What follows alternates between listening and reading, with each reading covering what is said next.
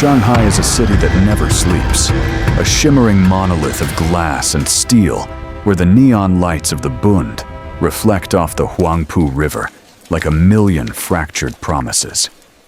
It is a place of relentless ambition and carefully curated appearances.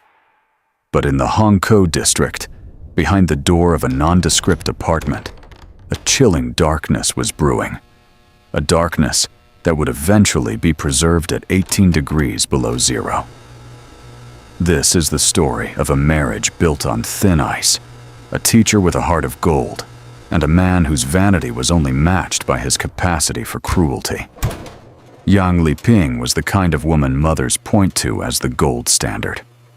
A dedicated elementary school teacher, she was gentle, soft-spoken, and possessed a quiet beauty that didn't need to shout to be heard. She lived a life of routine and service, the stabilizing anchor in every room she entered. Then, she met Zhu Xiaodong. Zhu was her polar opposite. He was a man who lived for the mirror, a mall clerk with the wardrobe of a high-fashion model and the soul of a hollowed-out statue. He was strikingly handsome, with a sharp jawline and a penchant for the finer things he couldn't actually afford. While Yang found joy in her students' progress, Zhu found it in the cold, unblinking eyes of his exotic pets. Snakes, lizards, and spiders that lined their apartment in glass terrariums. To his friends, he was the cool, silent type. To those who looked closer, he was a man drifting through life on a tide of narcissism and secret debts. They married in 2015, a union that many in Yang's circle found baffling. It was the classic trope of the good girl falling for the bad boy, but the reality was far more sinister. Zhu wasn't just a rebel, he was a black hole of need. He had a wandering eye and an even more wandering wallet, racking up massive credit card bills and engaging in a string of extramarital affairs that made a mockery of their vows. In late August 2016, a peculiar purchase arrived at their modest apartment. It was a massive, industrial-grade refrigerator, a higher model with a capacity far beyond what a couple living in a cramped flat would ever realistically need. When Yang questioned the purchase, Zhu offered a chillingly practical excuse. He needed more space to store the frozen mice and rats used to feed his growing collection of reptiles. It was a silent witness, standing in the corner of the room, humming a low, mechanical tune while waiting for its true purpose to be revealed. The tension reached a breaking point on the morning of October 17, 2016. A heated argument erupted in the bedroom, the kind of domestic friction that usually ends in slammed doors or a heavy silence. But Zhu Xiaodong didn't slam a door. As the row intensified, something inside him snapped, or perhaps it simply aligned with a plan he had already been cultivating. He lunged for Yang, his hands finding her throat. There was no struggle that could overcome his sudden, violent surge of adrenaline. In the quiet of that Shanghai morning, the life was squeezed out of the woman who had loved him, despite every red flag. As Yang's body went limp, Zhu didn't call for an ambulance. He didn't collapse in grief. Instead, he moved with the clinical precision of a man tidying up a spilled drink. He wrapped his wife's slender frame in a red duvet cover, carried her to the kitchen, and cleared out the frozen animal feed from the oversized higher fridge. He tucked her inside, folding her into the sub-zero darkness among the frozen meats and ice packs. He closed the door, the magnetic seal clicking shut with a finality that should have echoed through the city. But for the next 105 days, the world would believe Yang Liping was still alive, because while her body was turning to stone in the kitchen, her husband was just beginning the performance of a lifetime. He picked up her smartphone, logged into her social media accounts, and began to type. The ice was thick, the secret was set, and the masquerade had officially begun. Tears and ice packs. He closed the door, the magnetic seal clicking shut with a finality that should have echoed through the city. But for the next 105 days, the world would believe Yang Liping was still alive. because while her body was turning to stone in the kitchen, her husband was just beginning the performance of a lifetime. He picked up her smartphone, logged into her social media accounts, and began to type. The ice was thick, the secret was set, and the masquerade had officially begun. For more than 3 months, Zhu Xiaodong became a digital ghostwriter. He didn't just hide a body, he hijacked an identity. In the hyper-connected pulse of modern Shanghai, existence is often verified by the glow of a screen. If you're texting, you're breathing. Zhu understood this with a predator's instinct. He took over Yang's WeChat account, meticulously mimicking her punctuation, her favorite emojis, and her gentle, soft-spoken cadence. When her colleagues from the primary school messaged to ask why she wasn't at her desk, he replied with a calculated web of lies. She was traveling, she was seeking medical treatment for a sudden illness, or she simply needed a break from the grind. While Yang was preserved in a state of suspended animation beneath layers of frozen poultry and vacuum-sealed meats, Zhu was setting fire to her life savings. He wasn't hiding in a dark room, tormented by the weight of his sins. No, he was out in the neon lights, living the life of a high roller.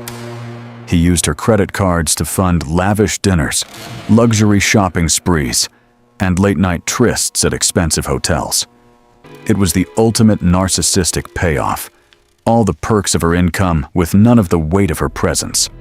He even took her phone with him on trips to other cities, checking in at various locations to create a digital breadcrumb trail of a woman enjoying her freedom.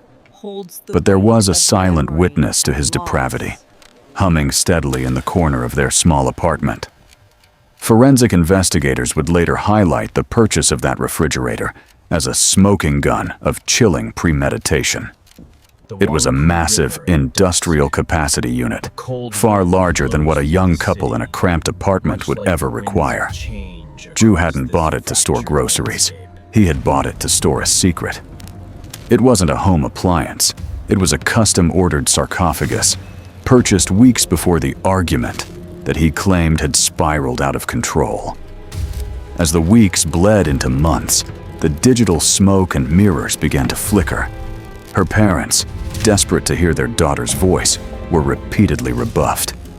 Every time they tried to call, the line would go dead, followed by a text message claiming her phone's microphone was broken or that she was in a quiet hospital ward. You can simulate a personality through a screen, but you cannot manufacture the warmth of a human voice. A nagging dread began to take root in her father's heart, a feeling that his daughter wasn't traveling the world, but was being swallowed by a void. Zhu's arrogance was his armor, but even the best armor has seams. He believed he could play this game forever, that he could keep the cold reality behind that magnetic seal indefinitely. But in the rhythm of family life, some dates are immovable. Some milestones cannot be ignored. For the Yang family, the most important day of the year was fast approaching. February 1st, 2017. It was Yang's father's 60th birthday. In their culture, it is a milestone of immense significance, a day where a daughter's absence would be more than an eccentricity. It would be a scandal. The invitations were sent, the restaurant was booked, and the pressure was mounting to a fever pitch. Zhu knew the text messages wouldn't save him this time. He was standing on a frozen lake in the middle of a thaw, and the ice was finally starting to crack. The performance was reaching its final desperate act, and the stage was about to collapse into the freezing depths below. February 1st, 2017. The air in Shanghai was biting, a damp cold that seeped into the bones. But for Zhu Xiaodong, the true chill was internal. It was his father-in-law's 60th birthday, a milestone of immense significance, a day where a daughter's absence would be more than an eccentricity. It would be a scandal. The invitations were sent, the restaurant was booked, and the pressure was mounting to a fever pitch. Zhu knew the text messages wouldn't save him this time. He was standing on a frozen lake in the middle of a thaw, and the ice was finally starting to crack. The performance was reaching its final, desperate act, and the stage was about to collapse into the freezing depths below. For 105 days, Zhu had been the director of a macabre shadow play. He had spent Yang Liping's money, slept in their bed, and even invited other women into the home, while his wife lay only a few feet away, encased in ice. But as the hour of the banquet approached, the digital fortress he had built out of WeChat messages and social media check-ins crumbled. You cannot ghostwrite a physical presence at a milestone family event. That afternoon, accompanied by his mother, Zhu walked into the Hongkou District Police Station. His confession was not born of sudden remorse, but of a narcissist who had finally run out of room to maneuver. When the police reached the apartment, they found the ultimate silent witness. On the balcony, tucked away like a shameful secret, stood the oversized Haier refrigerator. Inside, the scene was a visceral nightmare. Investigators found layers of frozen meat, packages of beef and pork, neatly organized. Beneath the food, wrapped in a blood-stained red quilt, was the frozen remains of Yang Liping. She had been kept at such a consistently low temperature for 3 months that her body was as hard as stone. Forensics had to wait days for her to thaw naturally before an autopsy could even begin. The investigation soon pierced the veil of Zhu's crime of passion defense. This wasn't a heated argument that went too far. It was a cold, calculated liquidation. Forensic accountants tracked his movements in the months following the murder. While Yang's body was becoming part of the freezer's landscape, Zhu was busy. He spent nearly 200,000 yuan of her money on luxury hotels, high-end electronics, and international travel, with a rotating cast of mistresses. He had even used her phone to resign from her beloved teaching job, methodically severing her ties to the living world, one text at a time. Perhaps most damning was the shopping list found in his digital history.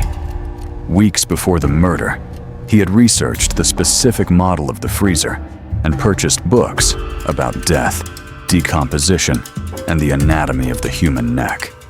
He didn't just kill his wife, he curated her disappearance. In August 2018, the court saw past the handsome face and the expensive clothes. They saw a predator who had treated his wife's life as an inconvenience to be managed.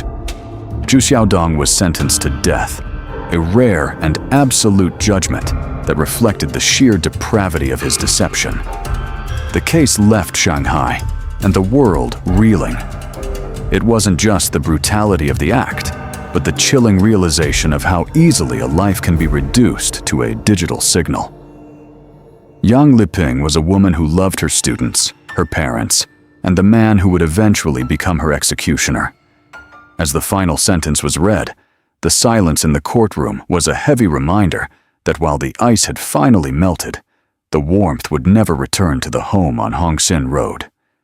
The mask had been removed, leaving behind only the hollow, shivering soul of a man who thought he could freeze time itself.